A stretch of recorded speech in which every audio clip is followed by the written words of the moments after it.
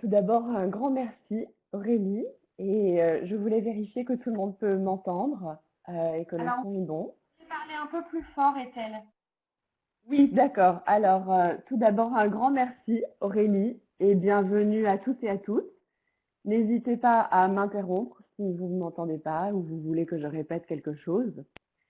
Donc voilà, nous sommes ici pour discuter d'un développement extrêmement intéressant et positif.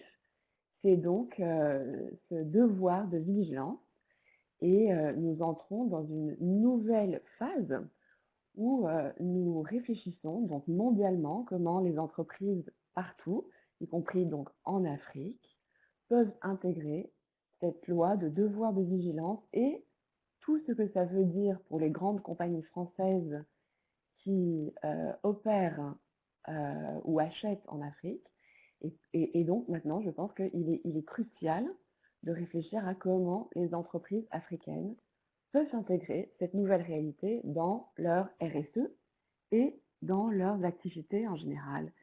Et quelque part, nous avons énormément entendu de compagnies françaises, de sociétés civiles françaises, mais je crois que cette voix africaine n'a pas encore suffisamment été entendue dans le débat international et aussi le débat français. Donc, pour moi, cette opportunité est vraiment extrêmement positive, importante.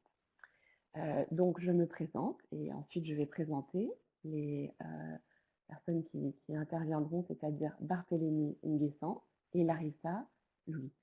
Donc, moi, Étélie Gonnet, je suis directrice juridique et de campagne dans une ONG qui s'appelle Mighty Earth. Et en coalition avec Sherpa et France Nature Environnement, FNE, nous venons d'utiliser en fait la loi de devoir de vigilance. Donc j'explique un tout petit peu notre ONG et pourquoi nous avons utilisé cette loi et comment. Notre ONG travaille sur l'environnement, notamment sur la protection des forêts tropicales surtout, et nous regardons de très près l'impact des agro-industries sur la déforestation massive. Ce qui n'est pas toujours une chose que les gens sachent, c'est que l'agro-industrie est plus ou moins le plus grand risque pour les forêts tropicales, beaucoup plus que l'exploitation du bois, qui endommage mais qui ne détruit pas entièrement, bien sûr, les forêts. Et donc, dans ce cadre de notre travail sur la déforestation, nous avons découvert une déforestation massive en Amérique latine due au soja. Donc, ce n'était pas un travail sur l'Afrique, mais plutôt sur la Bolivie, le Brésil, le Paraguay et l'Argentine. Et on a identifié des larges quantités de soja issues de déforestation, bien sûr liées à des graves violations de droits autochtones de personnes vivant dans les forêts, mais aussi de droits à la santé. C'est aussi une composante importante de cette nouvelle loi de devoir de vigilance. Et on a identifié que ce soja sale allait en France en large quantité, surtout par les ports en Bretagne, mais aussi par le biais de la Hollande.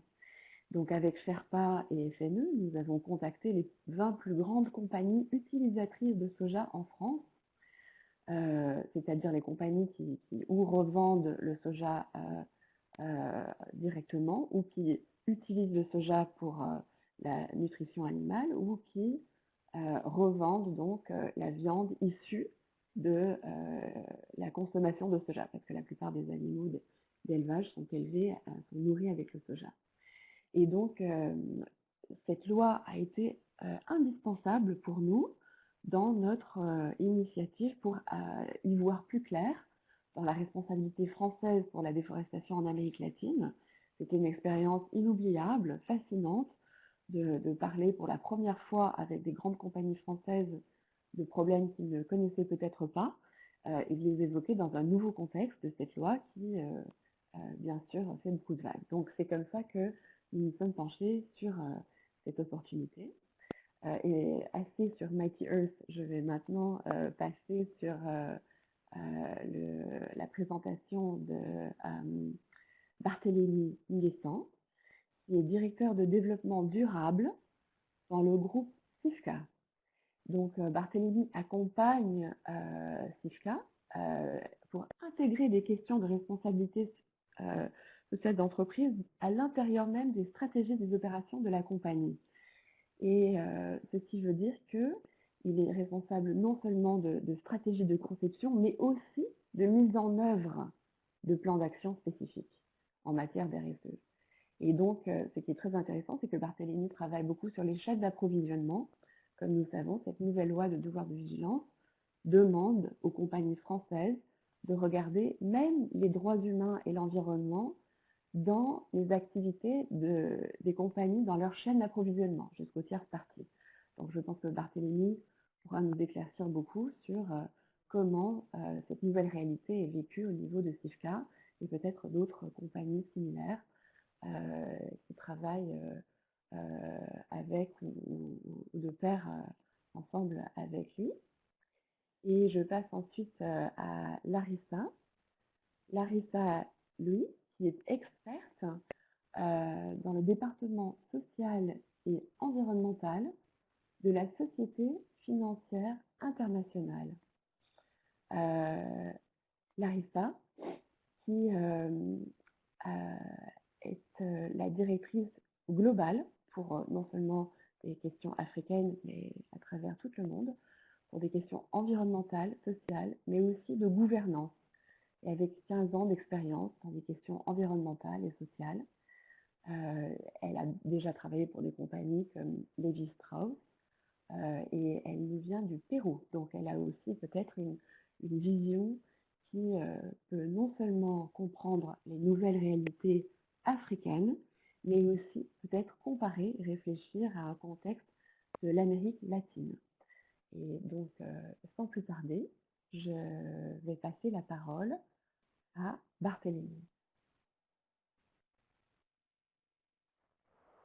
Allô? Vous m'entendez? Oui, tout bonjour à tous. Merci Barthélémy. Ok, merci Nickel. Bonjour à tous, merci aux participants, merci à Aurélie, Anne, et pour ce webinaire, le 12e du cycle Droits humains et devoirs de vigilance. Alors, comme le thème le présente bien, comment les entreprises africaines peuvent intégrer le devoir de vigilance dans leurs responsabilités sociétales? En clair, pour le groupe SIFCA, quels sont les enjeux sociaux et environnementaux du devoir de vigilance pour le groupe et ses filiales? Et c'est ce que nous allons essayer de présenter, mais d'entrée, nous allons présenter le groupe SIFCA. Nous allons présenter le groupe SIFCA et ses activités.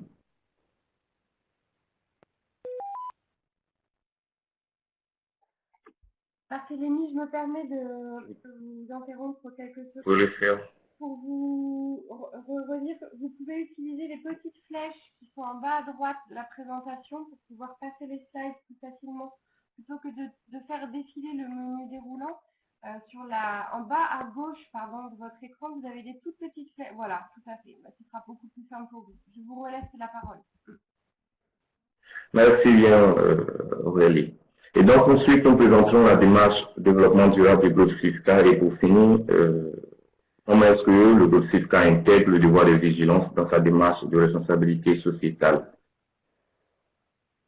Le groupe SIFCA est un groupe agro-industriel ivoirien qui existe depuis 1964 et le groupe est présent sur trois filières dans 6 pays, dont 5 en Afrique de l'Ouest et un pays en Europe, la France. La vision du groupe SIFCA, c'est de maintenir notre position de leader responsable de l'agro-industrie en Afrique à travers 3 valeurs qui sont la responsabilité, l'éthique et la qualité. Ce qui fait du groupe SIFCA donc un acteur majeur du tissu industriel africain. Les 3 filières agricoles du groupe SIFCA sont la filière oléagineuse, où le groupe SIFCA est premier producteur d'huile de palme en Afrique de l'Ouest. La seconde filière, la filière véhicole, groupe SIFCA est donc premier producteur de caoutchouc naturel en Afrique de l'Ouest et la filière sucrière où le groupe SIFCA est l'un des deux principaux acteurs de l'industrie sucrière ivoirienne. Donc, sur ces trois filières agricoles, les activités du groupe SIFCA partent de l'exploitation des plantations industrielles à la transformation et à la commercialisation des produits semi-finis, c'est le cas du caoutchouc naturel, mais également à la commercialisation des produits finis, c'est le cas de l'huile alimentaire à travers les marques comme Dinor, Pandor et Dora, mais également la margarine à travers les marques comme Delicia et Saint-Avé. En termes de volume de chiffre d'affaires, le groupe SIFCA, c'est pour la filière oléagineuse 51% de chiffre d'affaires, pour la filière agricole 37% de part de chiffre d'affaires et pour la filière sucrière 12%.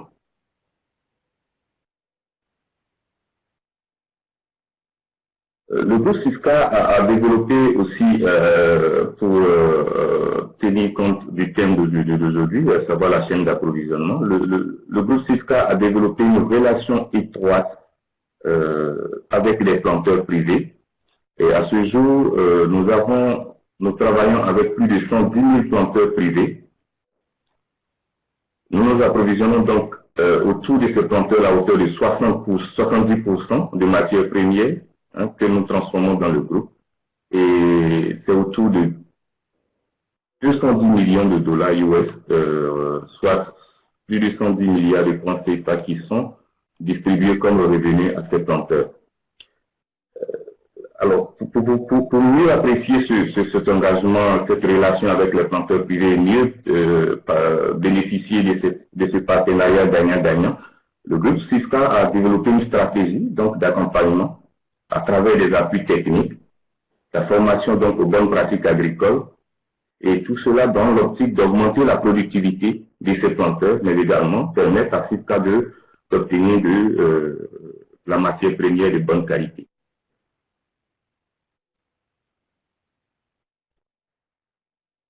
En interne, le groupe SIFCA, c'est plus de 30 000 employés à l'échelle groupe, à travers les 6 pays bien sûr, mais la majorité, la grande partie de ces employés sont en Côte d'Ivoire. Et c'est 22 000 employés, travailleurs directs en Côte d'Ivoire, ce qui fait de SIFCA le premier employeur après l'État de Côte d'Ivoire, et donc un des plus gros importants contribuables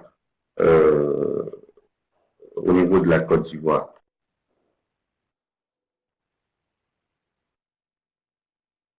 En termes d'empreinte spatiale, de situation géographique, c'est toute la ceinture sud de l'Afrique de l'Ouest, c'est-à-dire la Côte d'Ivoire, le Sénégal, le Libéria, le Ghana et le Nigeria. C'est 16 sites agro-industriels, plus de 116 000 hectares de plantations industrielles, et comme je l'ai dit plus haut, notre relation avec les planteurs privés, c'est plus de 750 000 hectares de plantations privées. Et autour de chaque site, sur les sites agro-industriels, c'est entre 5 000 et 12 000 personnes qui y vivent des activités, des emplois indirects créés par l'activité des sites agro-industriels.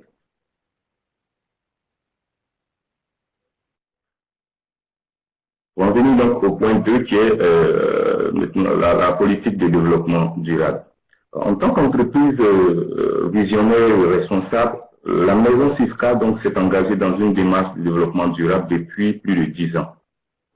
Et cet engagement s'est fait autour de 5 axes prioritaires qu'on a baptisé la maison du développement durable, que vous voyez là maintenant. Ces 5 axes prioritaires sont donc la prise en compte de l'hygiène, la sécurité et les conditions de travail des travailleurs du groupe, la prise en compte du cadre de vie des employés du groupe, c'est-à-dire un meilleur logement et ce qui va avec la disponibilité de l'électricité, de l'eau de qualité et tout. La promotion de plantations responsables, l'intégration des activités du groupe dans les communautés locales et la préservation de l'environnement. Et vous remarquerez qu'il y a un sixième axe qui est la fondation CISCA. J'en reviendrai dans la suite de la présentation. Dans la maison CISCA, la maison du développement durable CISCA, ces 5 axes prioritaires se déclinent en 6 engagements prioritaires. Et ces 6 engagements constituent les points clés de la démarche de responsabilité sociétale et donc pour prendre en compte les enjeux sociaux et environnementaux du devoir de vigilance dont parle la présentation. L'engagement, donc, c'est de diffuser et appliquer une politique hygiène et sécurité et mettre en place un suivi performant des accidents de travail, d'assurer un équipement et des outils de travail sécurisés, veiller à ce que les sous-traitants travaillent dans le respect des réglementations, déployer une politique active de prévention des maladies infectieuses, notamment le VIH-Sida et le paludisme, dans le respect du secret médical et de l'équité des conditions de travail. Quatrième engagement, les conditions de vie des travailleurs permanents et saisonniers et leurs familles. Cinquième engagement, adopter un dialogue fort et continu avec les communautés locales, qui est aussi un axe assez important dont j'en parlerai tout à l'heure dans la présentation. Et le sixième engagement, la préservation de l'environnement et de la biodiversité. Tous ces 6 engagements sont mis en œuvre, et comme Ethel l'a dit tout à l'heure, nous participons à la conception, à la stratégie, mais nous implémentons également pour mieux apprécier sur le terrain et adapter au fur et à mesure. Et donc ces 6 engagements sont mis en œuvre à travers plusieurs plans d'action qui vont de l'humain à l'environnement en intégrant plusieurs normes de production durable qui sont RSPO, FNRI, des études High Carbon Stock, High Conservation Value, mais également prenant en compte les standards, par exemple, de la SFI et plein d'autres normes telles que les normes ISO pour la qualité, pour l'environnement et pour la santé et sécurité au travail.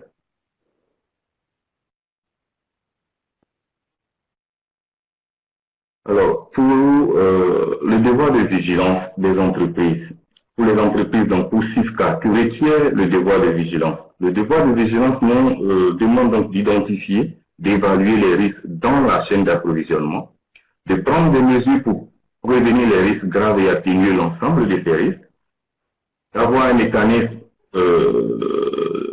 développer donc un mécanisme de gestion des griefs et des plaintes, mais également de disposer d'un canal de communication avec les différentes parties prenantes. Et c'est ce que nous allons vous présenter concrètement sur le terrain pour le groupe CISCA. Comment est-ce que nous implémentons et quels sont les résultats de l'implémentation de ces engagements sur le terrain. L'hygiène sécurité. La mise en œuvre donc de cette démarche de certification que sont les normes ISO ou les normes sectorielles que sont RSPO, Bon Sucro et SNRI, donc ont permis de maîtriser, donc d'identifier et de maîtriser les risques, hygiène et sécurité. Ce qui fait qu'aujourd'hui, 100% des employés du groupe CISCA disposent de leur équipement de protection industrielle. Et cela a permis considérablement de baisser de 50% des accidents de travail entre 2014 et 2016. Mais également des actions sociales liées, par exemple, à la distribution de moustiquaires imprégnés pour lutter contre le paludisme. Parce qu'en Afrique, dans la région tropicale, le paludisme est l'une des maladies endémiques qui constitue un des premiers facteurs d'arrêt maladie pour les industries pour les entreprises agro-industrielles. Et cette démarche hygiène-sécurité tient compte également de la norme de performance de la SFI sur les prises en compte de la main-d'œuvre et des conditions de travail. En ce qui concerne le logement,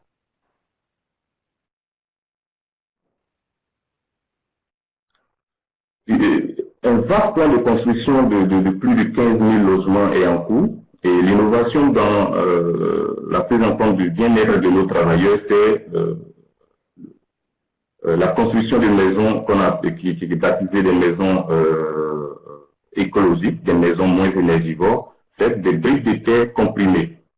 C'est une technologie novatrice qui permet d'utiliser du matériau local pour les maisons. Au niveau de l'environnement, pour mieux prendre en compte donc, les impacts environnementaux et la protection de la biodiversité, l'engagement à la préservation de l'environnement a conduit le groupe SIFCA à prendre ce qu'on appelle l'engagement zéro déforestation. Et cet engagement zéro déforestation, la mise en œuvre a permis de développer aujourd'hui des plantations dites des plantations responsables, respectueuses de l'environnement, mais également a permis de préserver plus de 2300 hectares de zones à haute valeur écologique sur les sites du groupe SIFCA. Mais également, nous avons reboisé à hauteur de plus de 1700 hectares sur les sites du groupe SIFCA. SIFCA participe au développement des communautés dans les zones où nous sommes véritablement implantés, à la préservation du patrimoine culturel des peuples autochtones. Et à travers la prise en compte de l'école, à travers la construction d'établissements scolaires et d'établissements primaires et secondaires, à travers la distribution de bourses d'études aux communautés, mais à travers la construction des cantines scolaires pour prendre en compte les attentes des élèves. Les conditions de vie et de santé des communautés préoccupent également à un haut niveau le groupe SIFCA. C'est pourquoi plus de 77 centres médico-sociaux fonctionnent sur nos sites. C'est plus de 400 000 consultations par an, dont 80 000 sont issues des communautés. C'est près de 17 000 consultations prénatales, dont 8 000 femmes issues des communautés locales. Et c'est plus de 4 000 accouchements, dont plus de 2 000 femmes des communautés locales. C'est dire combien nous tenons à travailler à l'intégration des activités des opérations du groupe dans les communautés dans lesquelles nous travaillons.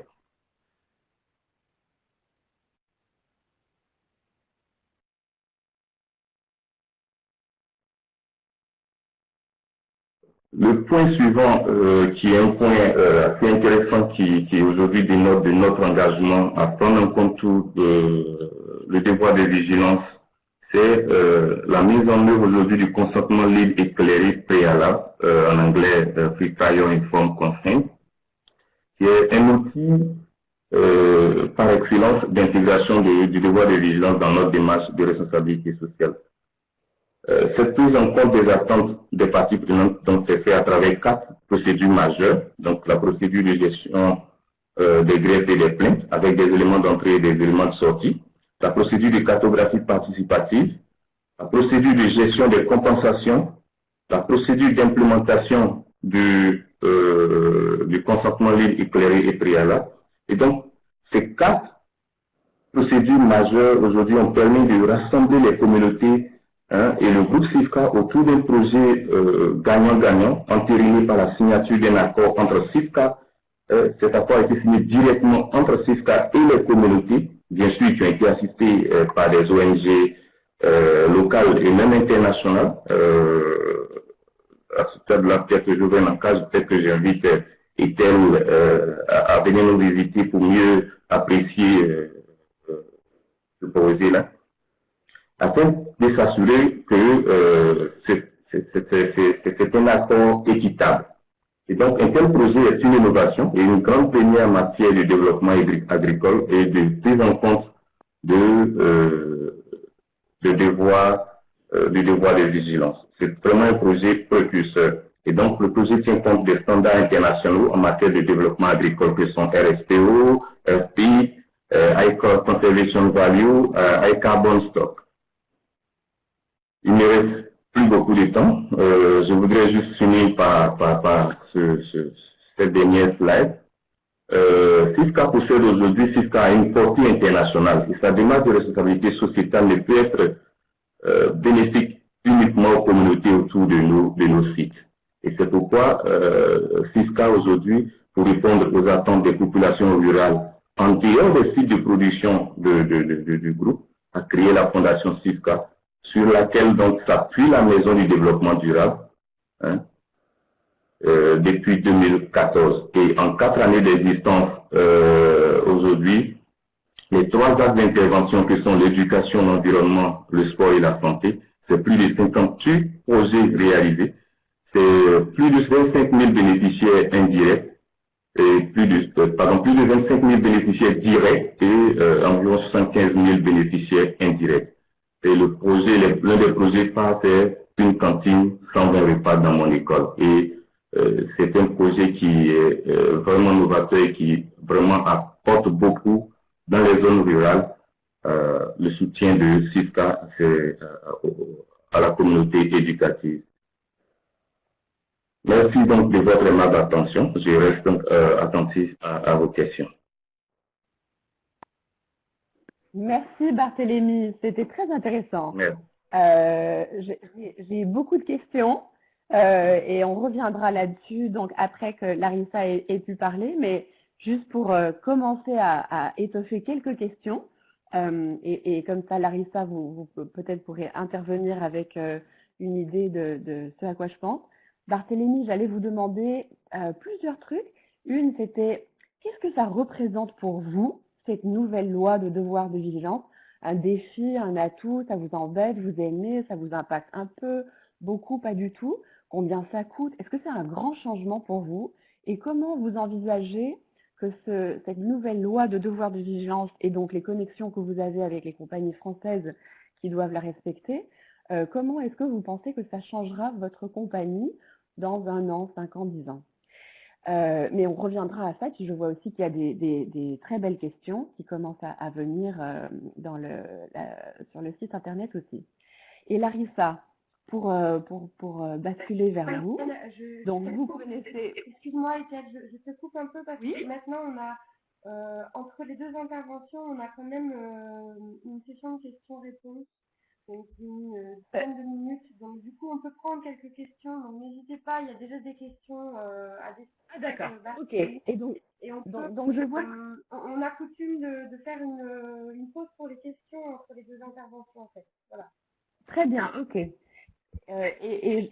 J'aimerais aussi savoir si Larissa a une question pour Barthélémy avant de commencer. Et je vois que nous avons déjà une question de Mehdi qui dit « Bonjour, Monsieur Nguessan, avez-vous mis en place des procédures de prévention du travail des enfants et la prévention du travail forcé, et si oui, dans quelle mesure cette prévention est adoptée?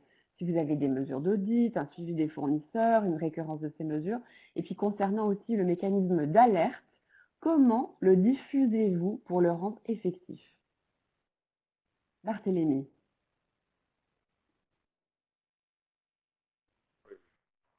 D'accord, merci à Mehdi. Oui, concernant le travail des enfants et la prévention du travail forcé, oui, nous avons des mesures préventives. Déjà, la première mesure préventive, c'est le contrôle à l'embauche. Dans tous les pays où nous sommes implantés, où le groupe SIFCA est implanté, c'est d'abord la première mesure préventive, de contrôler à l'embauche l'âge légal pour le travail. Et c'est en dehors de cette action préventive de contrôle de l'âge légal de travail dans le pays où nous sommes implantés, nous avons développé un mécanisme d'inspection. Je parlais tantôt, déjà pour ce qui concerne les plantations industrielles, je crois que l'enjeu est beaucoup plus moindre parce que c'est une plantation industrielle. Nous avons tout l'équipement pour contrôler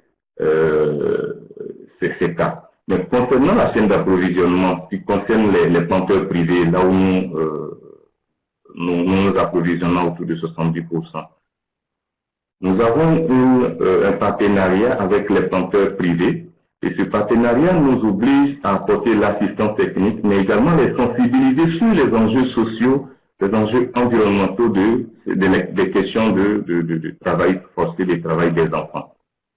Et donc, nous avons des formations, des séances de formation, et lors des inspections de l'équipe technique agricole, nous avons inclus dans les fiches d'inspection de l'équipe technique agricole des volets pour effectivement contrôler le cas de travail des enfants auprès de ces planteurs privés.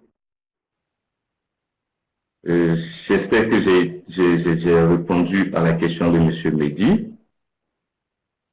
Monsieur Mehdi, si jamais vous avez une question de suivi, n'hésitez pas.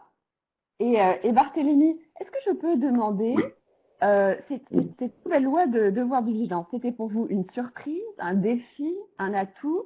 Est-ce que ça a motivé des changements à l'intérieur de CIFCA? Est-ce que vous avez eu des discussions difficiles ou positives?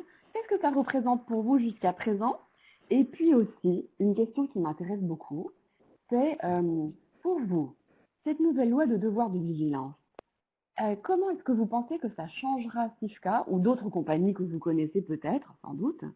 Comment est-ce que vous pensez que ça changera, par exemple, dans 1 an, 5 ans, 10 ans? Est-ce que vous voyez ça comme une transformation ou quelque chose de relativement normal comme avant? Ok. Merci Aurélie. Pour nous, cette loi de devoir de vigilance, cette disposition en dehors de toute contrainte, pour nous, c'est une opportunité. C'est une opportunité en ce sens que nous sommes engagés depuis plus de 10 ans dans une démarche de responsabilité sociétale des entreprises. C'est-à-dire que nous avions au moins un vécu, nous avions un point de départ. Nous travaillons à l'amélioration continue. Et donc, une telle disposition, nous, en tant que praticiens des questions de développement durable, en tant que CIFCA, entreprise responsable et visionnaire, c'est une opportunité pour améliorer encore notre prise en compte des questions de durabilité. Et c'est en cela que nous avions anticipé plus ou moins, parce que ces questions de contrôle de la chaîne d'approvisionnement, nous travaillons avec 70% de production venant des planteurs privés. Donc, nous avions cartographié tout aujourd'hui, nous sommes, on va dire, à 70-80% de planteurs privés cartographiés à l'échelle groupe, mais en Côte d'Ivoire, nous sommes pratiquement à 95-100% de planteurs privés cartographiés. Et cette cartographie a permis de savoir où est située la plantation de notre partenaire, la superficie de notre partenaire, quelles sont les pratiques culturelles et donc les pratiques sociales, quelles sont même les conditions de vie de ce dernier. Et donc, ça nous a permis d'anticiper sur ces questions-là aujourd'hui pour mieux prendre en compte aujourd'hui le devoir de vigilance. Et donc, pour revenir donc à la question 2, effectivement, le devoir de vigilance aujourd'hui va aider à accélérer donc la prise en compte de ces questions-là pour d'autres entreprises, mais pour CIFCA, le devoir de vigilance ne viendra que renforcer notre vision d'il y a 10 ans de ce que les entreprises doivent aujourd'hui prendre en compte les attentes des communautés, prendre en compte les attentes de leurs parties prenantes, également prendre en compte les enjeux sociaux et les enjeux environnementaux d'aujourd'hui. Très intéressant. Merci Barthélémy. Si je peux me le permettre, quelque part, ça représenterait donc une opportunité pour les compagnies qui étaient déjà dans un processus approfondi de RSE, de se différencier précisément de compagnies qui n'avaient pas encore entamé ce processus et pour lesquelles c'est donc une transformation majeure et peut-être beaucoup plus un défi et moins un atout, n'est-ce pas? Effectivement, effectivement. Merci. Et Larissa, avant de plonger dans votre présentation, est-ce que vous aussi aurez des questions pour Barthélémy? Excuse-moi, Ethel, je t'interromps encore et je m'en excuse.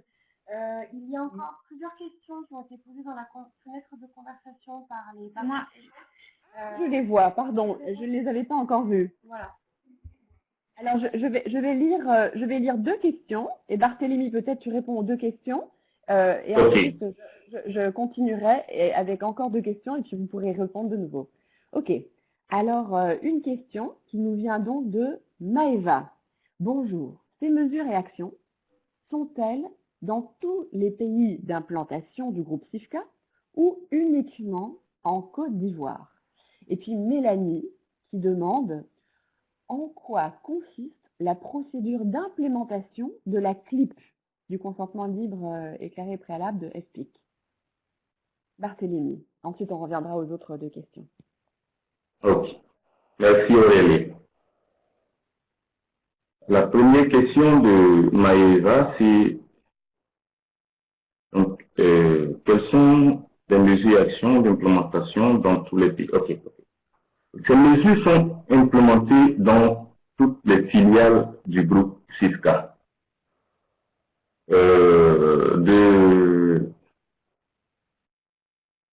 Je reviens là. Ok.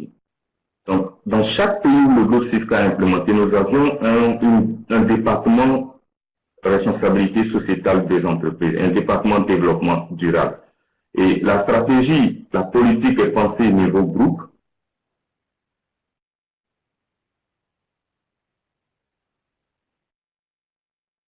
Et la politique est pensée au niveau groupe et l'implémentation se fait par les directions de développement durable des filiales. Bien sûr, en l'adaptant aux réalités de chaque filiale et aux réalités de chaque pays. Et donc, ces mesures sont aujourd'hui implémentées dans toutes les filiales du groupe SIFCA. La question de Mélanie. En quoi consiste la procédure d'implémentation de FPIC? Alors, l'outil FPIC est un outil de gestion durable, de gestion des communautés. Et donc, qui permet de prendre en compte toutes les attentes, vraiment de façon participative, toutes les attentes des communautés dans lesquelles nous voulons développer ou nous développons nos activités. Et donc, cela consiste c'est un long processus en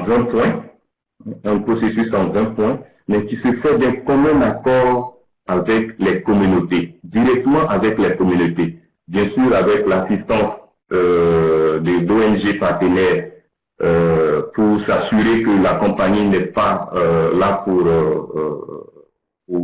tirer la part du lion, ou pour s'assurer que les communautés, effectivement, dans leur demande à la communauté, à la compagnie, ce sont des demandes qui tiennent compte effectivement de leurs préoccupations. Et donc, à la fin, on signera un agrément, donc un accord entre la communauté, les communautés et la compagnie. Et dans cet accord, plusieurs points sont développés concernant ce que la compagnie prévoit faire pour les communautés, ce que les communautés, quel engagement les communautés prennent dans la réussite aussi du projet. Et donc, à la fin, c'est un projet participatif que développe l'entreprise dans la communauté. Et non juste une entreprise qui vient dans la communauté pour tirer profit et donc de ce projet. Donc, on pourra juste rester aussi en contact pour que je vous envoie plus de documents sur la question de l'implémentation des FPIC. J'espère que j'ai répondu à votre préoccupation. Et Barthélémy, vous nous aviez parlé donc des inspections que vous faites, vous avez parlé d'alerte, vous avez parlé de monitoring, Oui. et je vois une question ici qui nous vient d'Alice, qui demande quelque chose qui retrouve un tout petit peu ce que vous aviez dit sur les inspections, les alertes, le monitoring. Elle dit, Bonjour, avez-vous mis en place un dispositif d'alerte? Et si oui, quels sont les types d'alertes qui sont remontés? Ok. Merci, Ethel.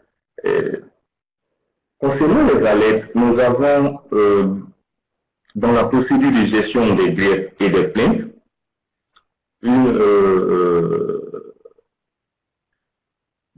des dispositions qui permettent de remonter les alertes de façon formelle, par courrier ou de façon orale.